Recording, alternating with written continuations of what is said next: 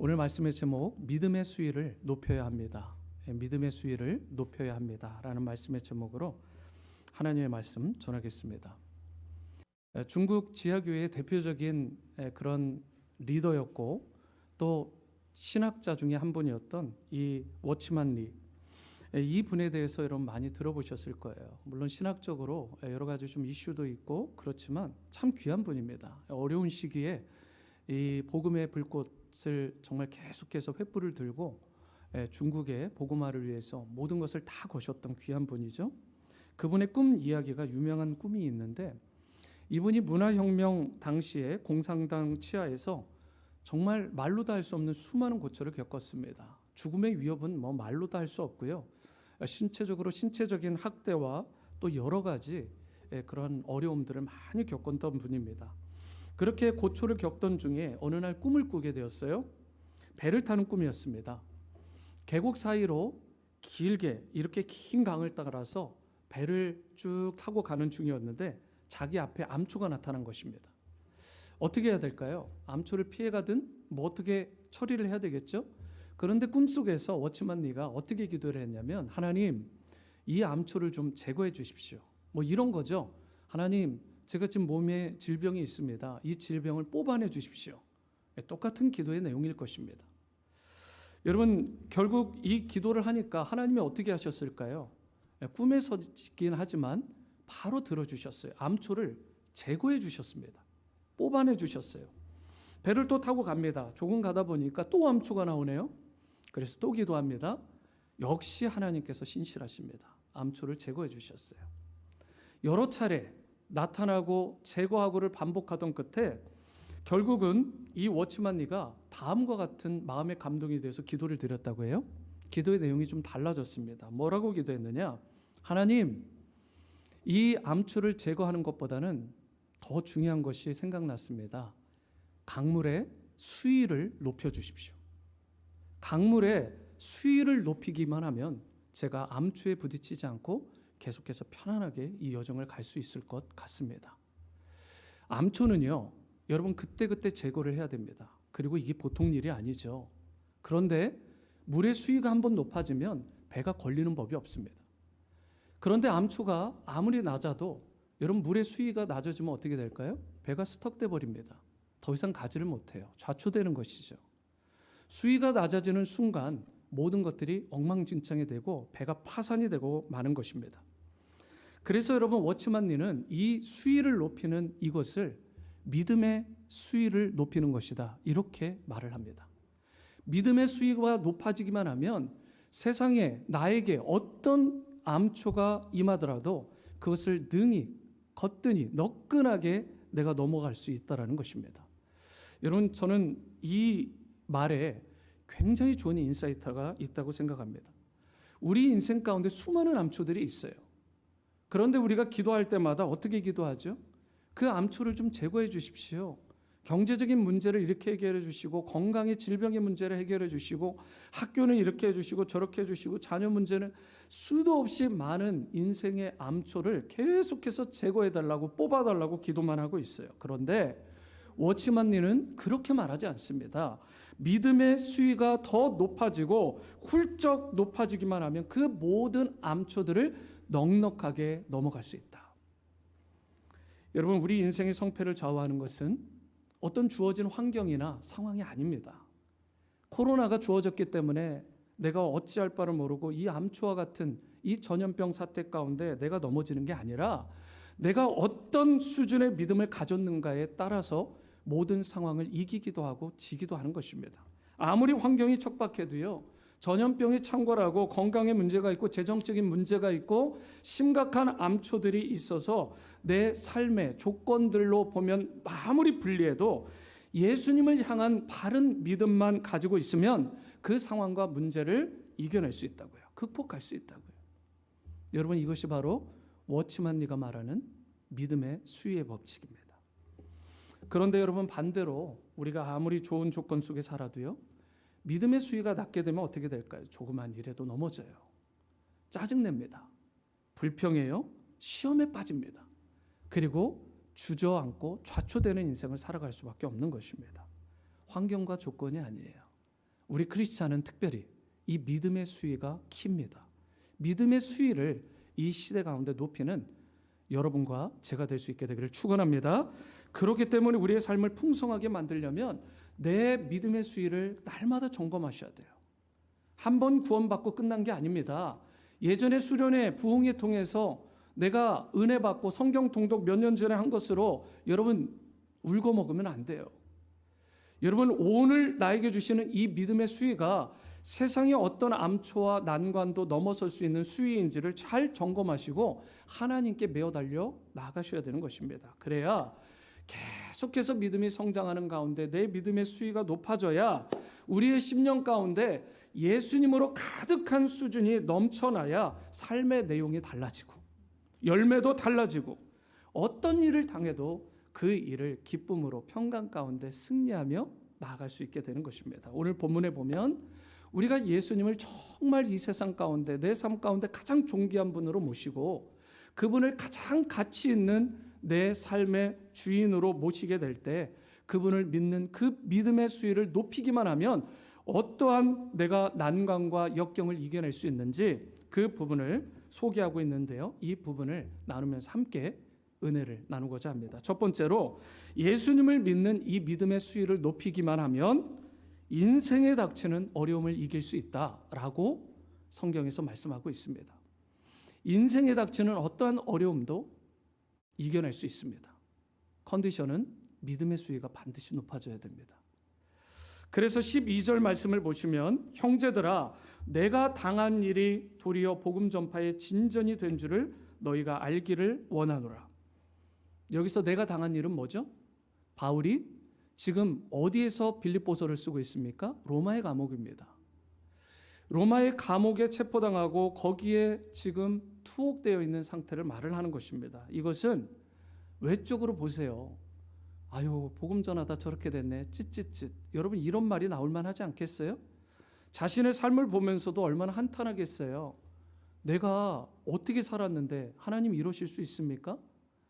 내게 감옥에 갇혀지게 하고 내게 질병을 주시고 왜 경제적인 문제는 이렇게 꼬이고 외적으로만 보면 불행한 일이죠.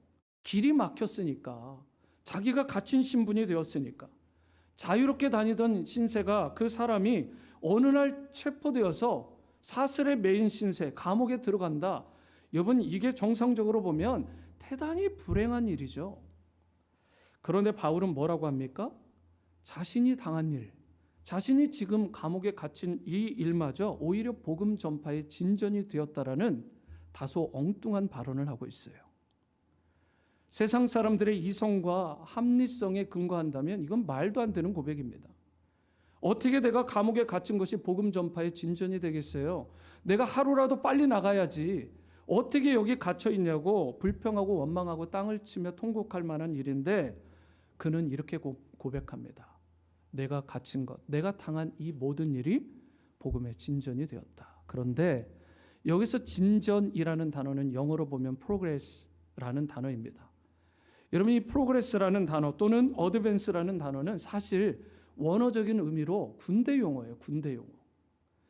이 군대가 진군을 합니다. 그런데 앞에 적들이 에워싸죠. 그런데 그 적들, 이 난관들을 물리치고 그 장벽들을 무너뜨리고 앞을 향해서 다 쳐서 무너뜨리는 상태에서 전진해 나가는 상태를 바로 이 단어, 전진이라는 단어를 쓰는 것입니다. 오늘 본문에서 바울은 자신이 당한 어려움은 있다. 난관은 있었다. 그렇지만 이 모든 내가 당한 이 일이 복음을 오히려 진전시키는, 진보시키는, 어드밴스시키는 그런 도구가 되었다라고 고백을 합니다. 여러분 우리가 성경을 읽으면서 잘 봐야 돼요. 그 중에 하나가 사도 바울의 이 애티튜드입니다. 이 인사이트, 이 보는 눈이 남다릅니다. 문제를 보고 난관을 보는 눈이요. 여러분 수준 차이가 나요.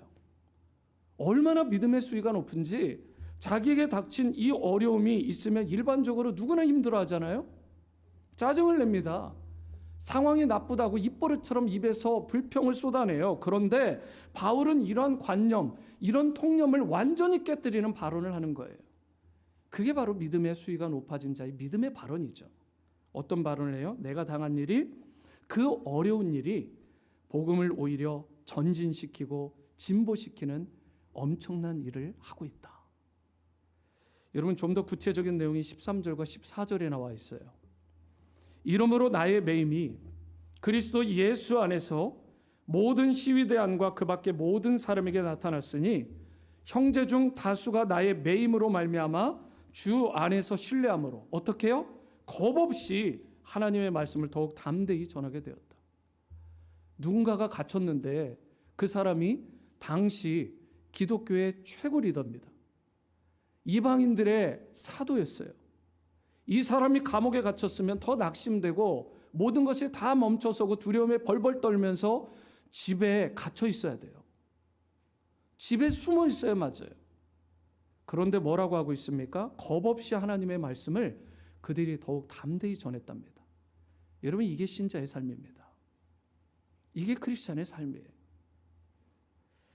여러분, 자신이 로마 감옥에 매였어요, 사도 바울이. 그런데 이 사실이 지금 온 시위대 안과 그 밖에 있었던 모든 사람들에게 다 전해지게 되었다라고 이야기를 합니다.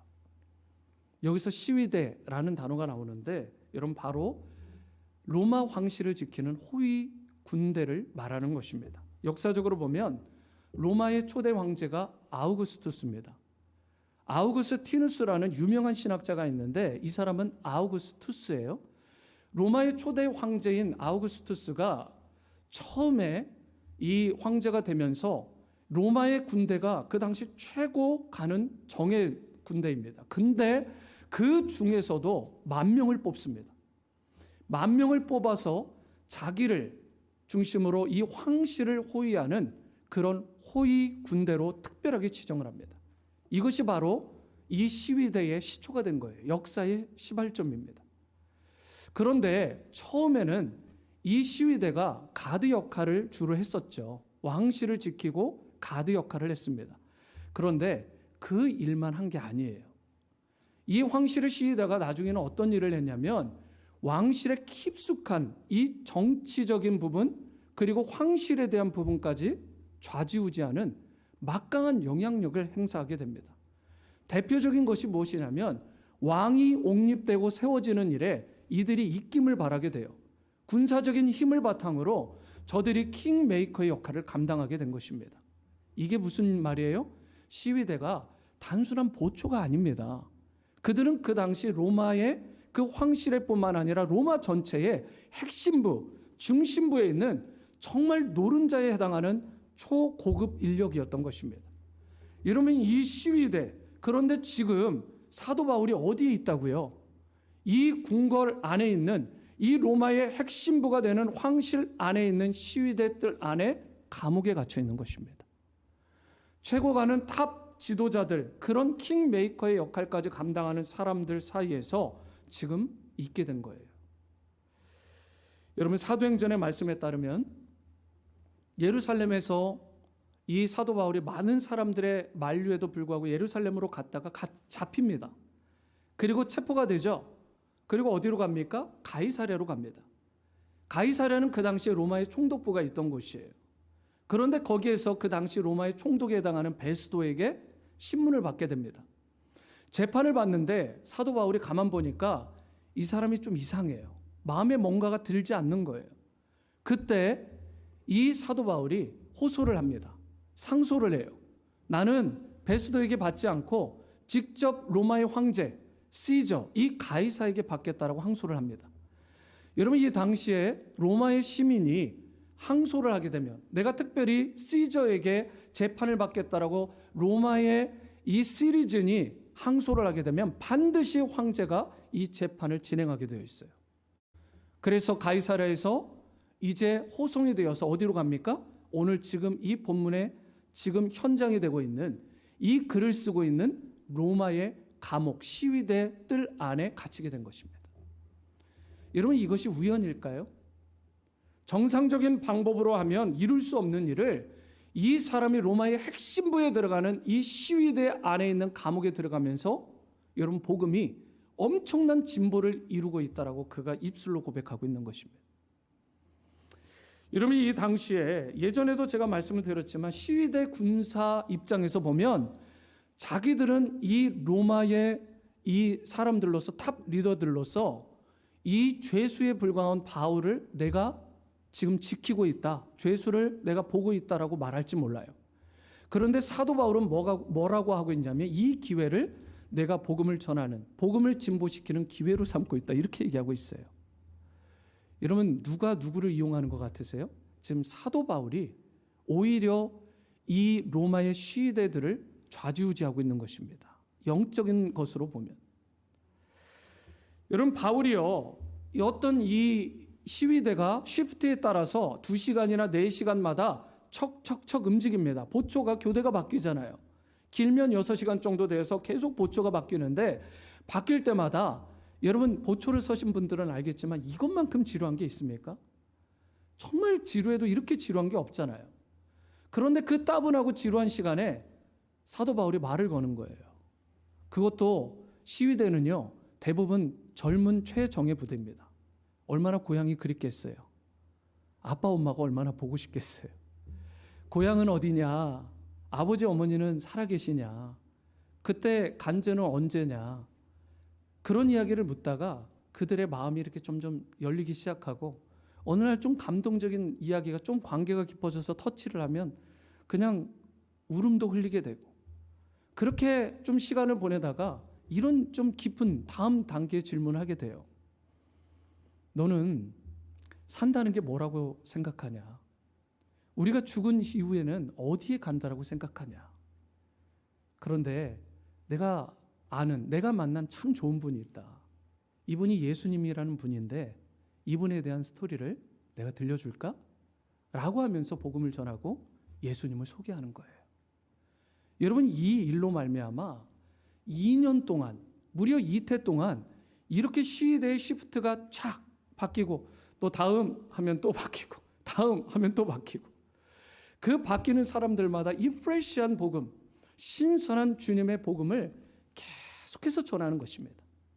여러분, 그로 인해서 역사적으로 볼 때도요, 여러분, 놀라운 일, 로마 가운데 이 단시간 가운데 황실이 복음화되는 놀라운 일이 이 일을 시작으로 일어나게 된 것입니다.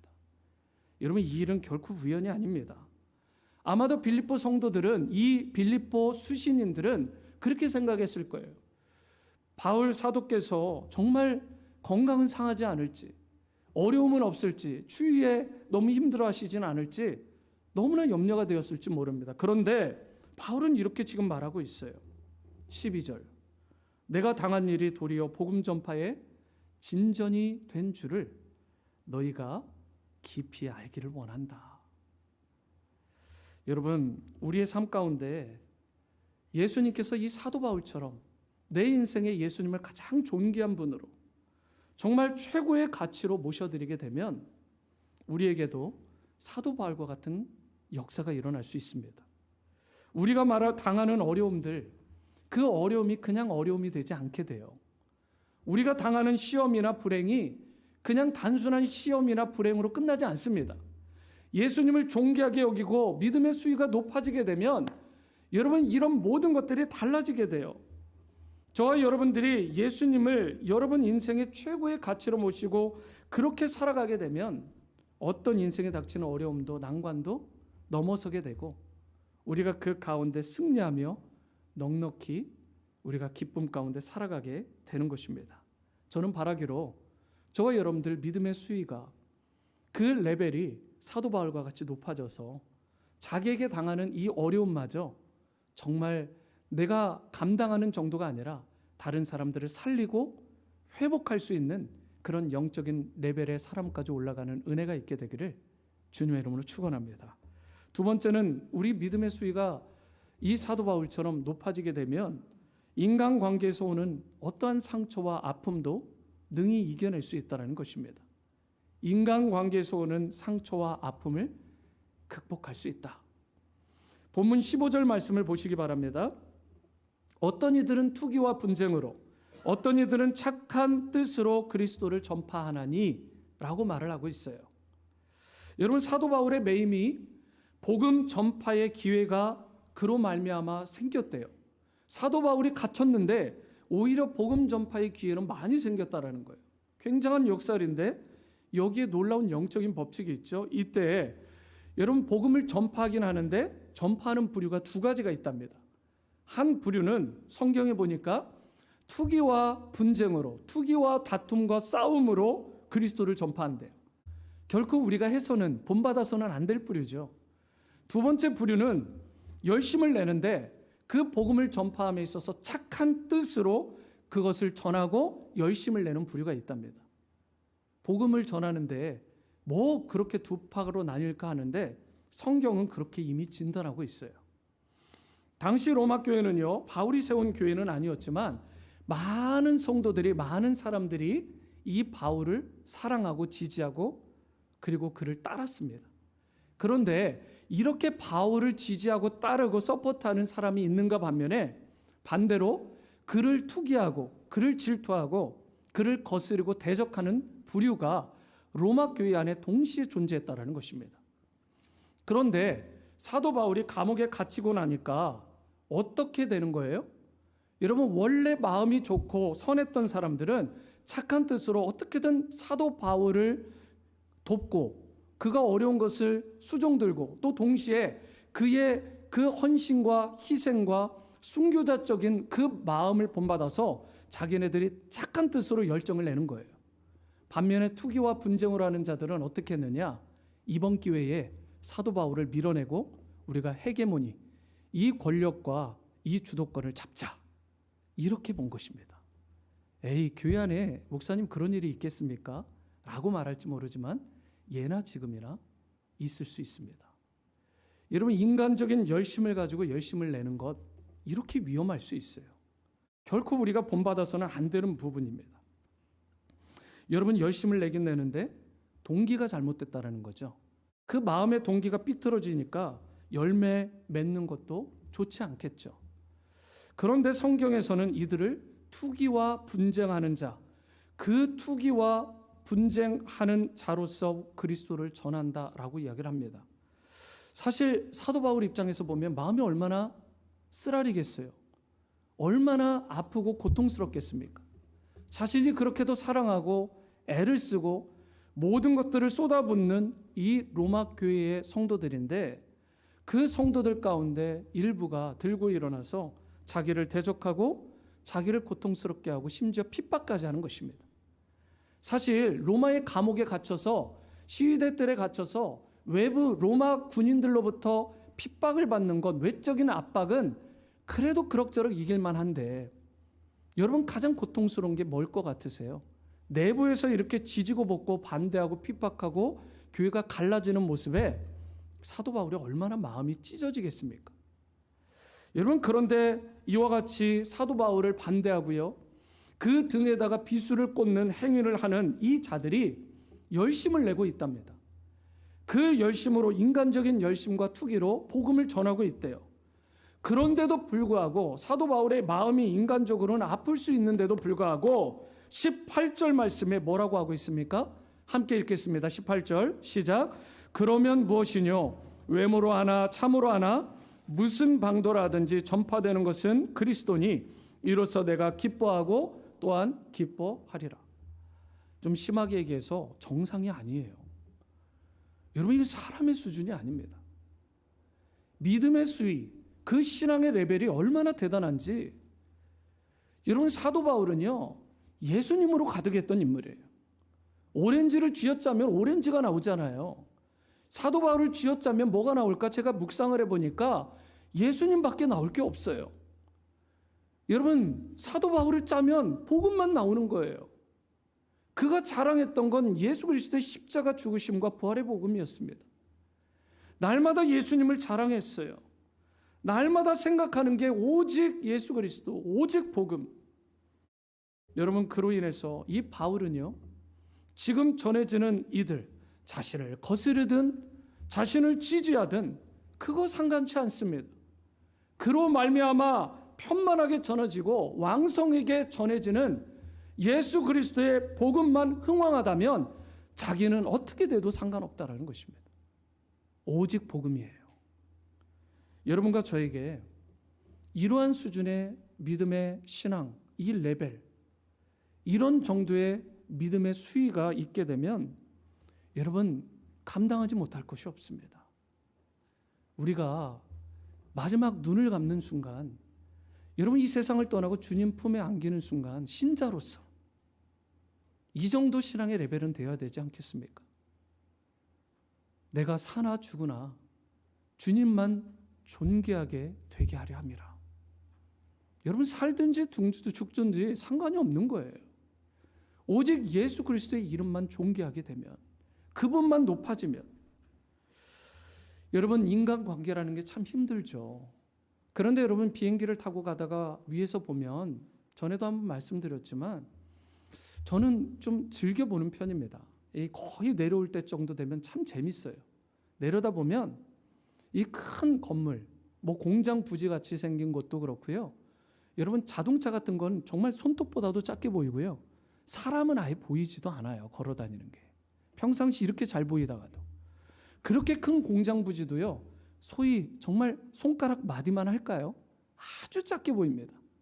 아무것도 아니에요.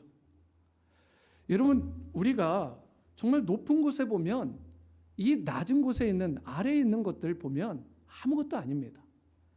영적인 법칙도 마찬가지예요. 인간관계에서 오는 상처와 갈등을 해결하려면 다른 게 아닙니다. 낮은 곳에서 같이 지지고 볶을 게 아닙니다. 여러분 우리가 기도의 자리로 가든 말씀의 자리로 가든 하나님 앞에 울며 탄식하면서 예배 자리로 가든 여러분 좀 진짜 높은 곳에 올라가야 돼요. 주님과 함께 높은 수준까지 올라가야 됩니다. 믿음의 수위가 올라가게 되면 여러분 영적인 그 수위가 레벨이 올라가기만 하면 진짜 예수님을 내 인생 최고의 가치로 모시고 그렇게 높이기만 하면 인생에서 문제가 될 것이 더 이상 문제가 안 돼요. 사도 바울처럼 내게 상처가 될 만한 것인 것처럼 느껴졌던 것이 이제 더 이상 상처나 아픔이 아닙니다. 그 인간관계 때문에 고통받았던 거 정말 내가 웨이스트 타임 했구나. 그렇게 할 필요가 없었는데 여러분 그것을 넘어서는 피스메이커의 역할을 감당하게 되는 것입니다. 내 상처나 내 인간적인 갈등과 아픔은 내 열심과 노력과 그리고 내가 생각하는 메디테이션으로 되는 게 아니에요. 정말 존귀하신 주님을 내 인생의 최고 가치로 모시고 그리고 내가 이 믿음의 레벨과 수위를 높이면 높일수록 그 모든 갈등과 문제는 소리 소문 없이 자연스럽게 사라진다는 사실, 아무것도 아닌 것이 된다는 사실, 이것을 기억하시고 믿음의 수위를 우리가 높이는 데 집중하고 정말 부유하고 풍요한 인생을 누리게 되기를 주님의 이름으로 축원합니다. 마지막은 믿음의 수위를 높이게 되면 심지어요, 여러분 죽음에 대한 두려움도 이길 수 있습니다. 죽음에 대한 두려움도 넘어설 수 있다. 바울이요, 지금 시위대 뜰 안에 있다고 했습니다. 시위대 감옥에 있습니다.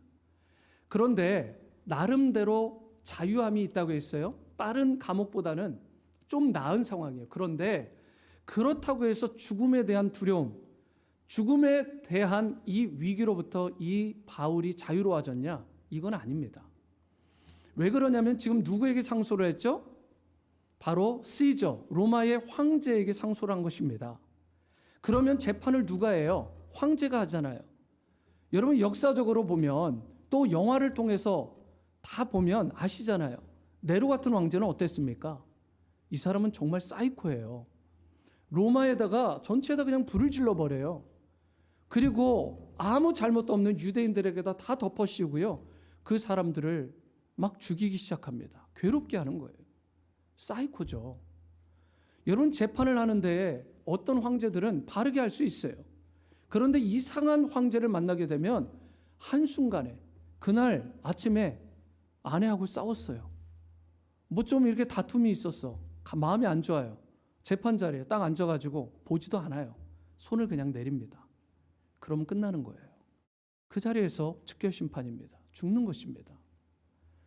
여러분 인생이, 여러분 아무리 시위대 감옥에 있더라도 조금 편리한 건 있을지 모르지만 여전히 죽음의 공포와 위기로부터 그가 자유함을 얻었다라는 게 아닙니다. 특히 로마의 황제들은 약간 좀 이상한 사람들이 많았잖아요. 너무나 위험한 상황이었죠. 그런데 바울을 보세요. 이런 죽음의 위협을 받고 있고 실제로 많은 초대 크리스찬들이 죽어가던 상황 가운데 있었음에도 불구하고 그가 결코 두려워하지 않아요. 그것이 21절에 이와 같이 이유가 나와 있습니다. 함께 읽습니다. 마지막으로 시작.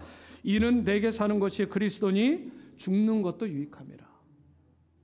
저는 여러분과 저에게 이런 신앙의 고백이 있었으면 좋겠습니다. 그리고 이것이 말로만이 아니라 삶으로 살아내어지는 그런 은혜가 있었으면 좋겠습니다. 저희 교회 성도님들 가운데 이런 불치병, 소위 그런 병에 걸리셨을 때 그런 고백을 하는 분들이 있어요. 말도 안 되는 고백이죠. 난 두렵지 않다. 뭐 죽으면 천국인데. 이런 분들을 보면 믿음의 거장이에요. 말로만 두려움이 없다 말하지 않고요. 진짜 질병이 걸렸을 때 그분의 신앙이 나타나는 거예요. 죽을 위기가 닥쳤을 때 그분의 삶의 고백을 입술로만이 아니라 삶으로 보게 되면 압니다. 어떤 분이 병원에서 저희 교인 중에 한 분을 보게 되었어요. 돕게 되었습니다. 그런데 그 병원에서 일하는 분의 말이에요. 자기가 그런 환자들을, 이와 같은 유사한 형태의 환자들을 100명, 200명 수도 없이 봤는데 그 분들 중에 이분이 유일하다. 자기는 죽음이 두렵지 않다라고 말하는. 여러분 어떠세요? 진짜 죽음이 두렵지 않으세요? 여러분 오늘 사도 바울이 지금 이렇게 고백하는 거예요. 내가 살든 죽든 주님만 존귀하게 되면 무슨 상관이냐. 내가 살든 죽든 그로 말미암아 예수 그리스도의 이름만 존귀케 되면, 영광 받으시면 내가 심지어 죽는 것도 유익해. 여러분 내가 만일 살아야 될 이유가 있다면 그것은 예수님 때문이다. 내가 이 땅에 있는 동안에 예수님 때문에 사는 거지. 예수님의 그 영광을 위해서 그분을 위해서 내가 사역하는 거지. 뭐 별거 아니다. 혹 내가 죽는다 할지라도 내 죽음마저 유익할 수 있다. 왜냐하면 나는 천국 백성이니까. 나는 천국에 갈 수 있는 믿음의 확신이 있기 때문에. 여러분 우리가 이 땅에 너무 연연해서 살아가게 되면, 이 땅에 너무 매여 살게 되면 진짜 가져야 될 담대함, 진짜 가져야 될 용기를 갖지 못합니다. 우리가 예수님을 믿고 갖게 되는 용기는, 진짜 용기는 무엇이냐? 죽음을 이기는 용기예요. 여러분 그때 복음의 메시지가 살아나는 거예요. 말로만 복음을 전해서 그 메시지가 능력 있게 전해지지 않습니다. 나는 벌벌 떠는데, 죽음의 공포 가운데 어쩔 바를 모르는데 내가 전하는 복음이 능력이 있을까요? 여러분 택도 없습니다. 상대방이 듣지도 않아요. 믿지를 않습니다. 신뢰하지 않아요.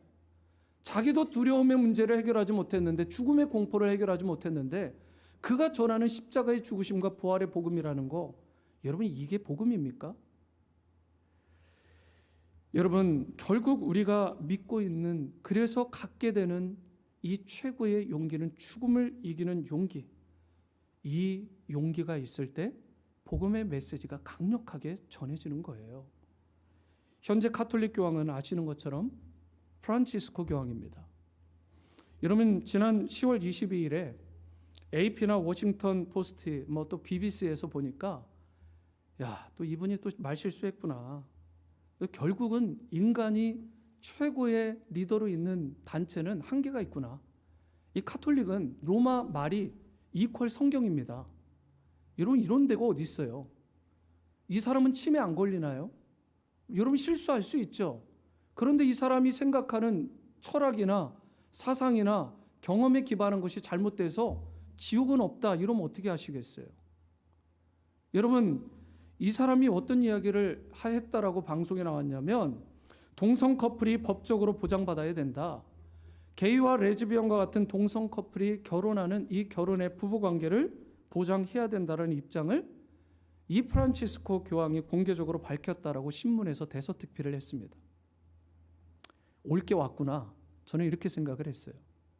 그러면서 드는 생각이 좀 네거티브한 마음이 있긴 했는데, 그래도 이 교황청에서 뭔가 잘못됐다라는 것을 알았는지 수습을 해봅니다. 10월 28일에 로마 교황청에서 직접 선언을 합니다. 교황의 동성 커플 지지 발언은 사실이 아니다. 뭘 믿어야 될지는 모르겠지만 어찌되었든 이렇게 되어서 지금 시끌시끌해요. 여러분, 프란치스코 교황이 그럼에도 불구하고 초창기에 보였던, 요즘은 잘 모르겠어요. 얼마 전에 보니까 이렇게 악수하다가 일본 분으로 보이는 아시아계 사람 손을 확 쳐가지고 화를 내가지고, 로마 교황도 결국은 사람이죠. 하지만 좀 이분에게 본받을 게 있어요. 무엇을 본받아야 되느냐? 이 프란치스코 교황이요, 처음에 걸었던 행보가 굉장히 신선했습니다. 굉장히 남달랐어요. 그리고 저도 사실 감동을 많이 받았습니다. 이분은 그동안 이 교황이 계속해서 유럽 출신이었는데 남미 최초의 교황이 되었습니다. 대단한 분이죠. 그리고 이분은 삶 자체가 참 겸손한 분으로 알려져 있고, 그리고 거기에다가 검소한 분으로 알려져 있습니다. 겸손하고 검소하기까지 해요. 거기에다가 이분이 교황이 되자마자 선포한 게 있습니다. 요즘은 약간 꺾이긴 했지만 초기에 대단했어요. 그동안 부패한 교황청 내부를 싹 다 갈아엎겠다, 개혁하겠다, 그렇게 선전포고를 했습니다. 수많은 성추문들이 있었고 수많은 금전거래들이 있었잖아요. 검은 돈. 그래서 그때 커넥션이 있는 로마에 있다 보니까, 여러분, 이태리의 폭력 조직이 뭐죠? 마피아입니다. 마피아가 이 교황청과 결탁이 있다는 것을 이 프란치스코 교황이 알았어요. 그리고서 이것을 개혁하겠다고, 끊어내겠다고 마피아에 대해서 선전포고를 합니다. 더 이상 이 교황청과의 검은 거래를 끊어라. 여러분, 마피아는요 정말 악독하고요, 그 잔인함이 상상을 초월하는 그런 폭력 또 살인 집단입니다. 한번 마음을 먹으면 기필코 그 뜻을 이룹니다. 그 뜻을 꺾지 않아요. 엄청나게 무서운 단체예요. 그런데 이 프란치스코 교황이 마피아를 건드렸다고요. 얼마나 위험하고 얼마나 두려운 상황이에요. 그런데 이분이 놀라운 행보가 뭐냐? 나는 방탄차를 타지 않겠다, 이렇게 선포를 했어요. 한국에 2014년에 옵니다. 한참 이런 걸로 와글와글 할 때, 시끄러울 때 벤츠 방탄차를 한국에서 준비를 해줬어요. 그런데 다 도착할 즈음에 이 교황이 뭐라고 얘기했냐? 난 한국 차를 타고 싶다. 그것도 좀 작은 차. 그랜저도 아니고요, 소나타급도 아니에요. 작은 차를 그냥 탄 거예요. 서민들이 타는 차를 타고 싶다.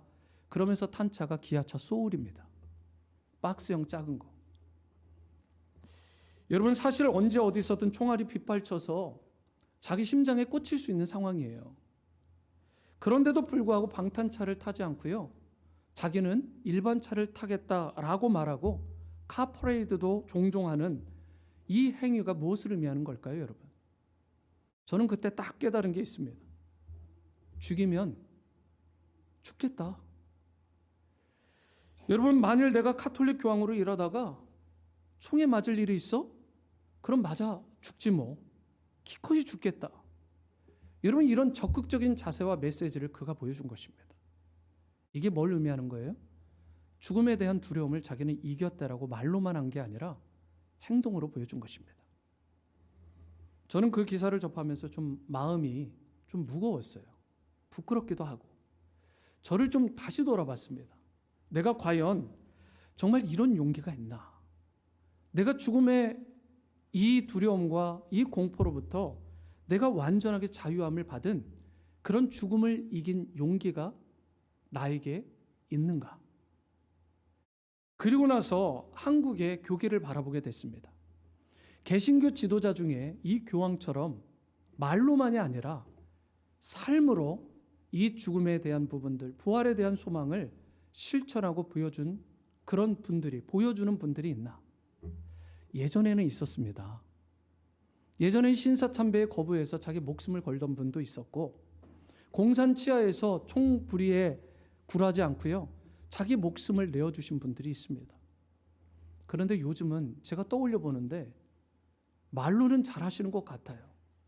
그런데 큰 교회, 큰 건물, 화려한 차, 그리고 자기의 영예와 명예는 자랑하지만 낮은 곳으로 겸손해지고 검소해지고, 그리고 이 죽음에 대한 부분들을 전혀 공포스러워하거나 두려워하지 않고 삶으로 부활의 소망을, 그리고 그 믿음을 보여주는 믿음의 수위가 높은 분들을 제가 잘 모르겠어요. 얼른 떠오르지가 않아요.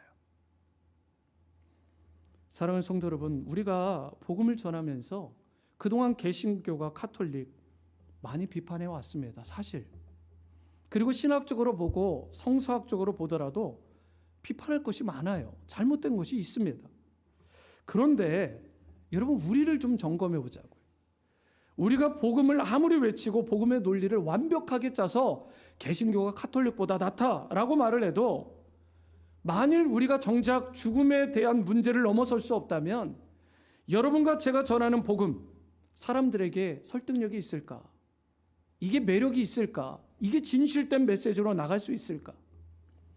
나 자신도 죽음에 대한 문제를 해결하지 못했는데 어느 누구에게 감히 복음을 믿으라고, 예수님 받아들이라고 그렇게 자신 있게 정직하게 말할 수 있겠어요? 여러분, 기독교 신앙의 핵심은 이 땅 가운데서 잘 먹고 잘 살고 그렇게 번영하는 그런 신앙이 우리의 목적이 아닙니다. 만약 이 땅에서 잘 먹고 잘 사는 것 자체가 목적이라면 신앙생활 할 필요 없어요. 여러분, 예수님의 복음, 우리가 믿는 그 복음은 헛된 것이 되고 말아요. 이 땅이 전부라면. 우리가 예수님 때문에, 복음 때문에 빼앗기고 매맞고, 그리고 우리가 공격당하고 핍박당하고 고난당할 이유가 없습니다. 여러분, 이 땅의 삶이 다라면, 우리가 정말 예수님을 믿는 이유는 하나님의 나라와 그분의 영광 때문이에요. 이 땅에 영원히 살기 위한 게 아니잖아요. 하나님이 예비하신 저 천국에서의 영원한 삶, 그리고 거기서 누리는 그 영광의 면류관, 우리가 이거 바라보면서 이 땅 가운데서 비록 힘들지만, 모든 인생이지만, 수많은 암초와 고난 가운데 우리가 자초될 위기 가운데 허우적될 때도 있지만, 우리가 묵묵하게 예수 그리스도의 복음, 그분의 십자가의 은혜 붙잡고 우리가 믿음으로 살아가는 거잖아요. 이게 개신교가 말하는, 성경이 말하는 복음의 핵심 메시지가 되어야 되는 거 아닙니까?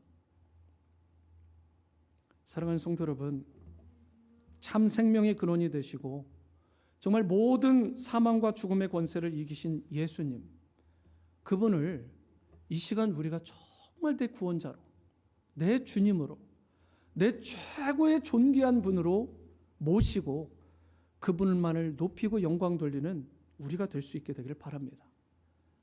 이제 좀 예수님을 우리 모두가 저와 여러분들의 삶 가운데 가장 높고 존귀한 분으로 모실 뿐만 아니라 그분으로 인해서 그분을 믿는 믿음의 수위가 좀 높아져서 우리가 인생에 닥치는 어떠한 어려움, 나에게 닥치는 어려움, 인간관계에서 오는 상처와 아픔들, 그리고 심지어 죽음에 대한 어떤 공포와 두려움의 문제까지도 우리가 다 해결받고 승리할 수 있는 은혜가 있게 되기를 바랍니다. 그래서 좀 남은 인생, 이제 여러분의 삶의 현장에서 예수님만을 높였으면 좋겠습니다. 찬양 가운데 이런 선포가 있어요. 예수 이름 높이세. 예수님을 높이는 거예요. 여러분 삶의 현장에서 예수님만을 높이십시오. 그리고 그분의 이름을 선포하세요. 그리고 살아내시기 바랍니다. 주님이 주시는 축복과 은혜를 풍성히 누리시고 그로 말미암아 날마다 승리하는 믿음의 수위가 이 세상을 이기고도 남는 여러분과 저의 삶이 될 수 있게 되기를 주님의 이름으로 축원합니다. 이 시간에는 다 함께 이런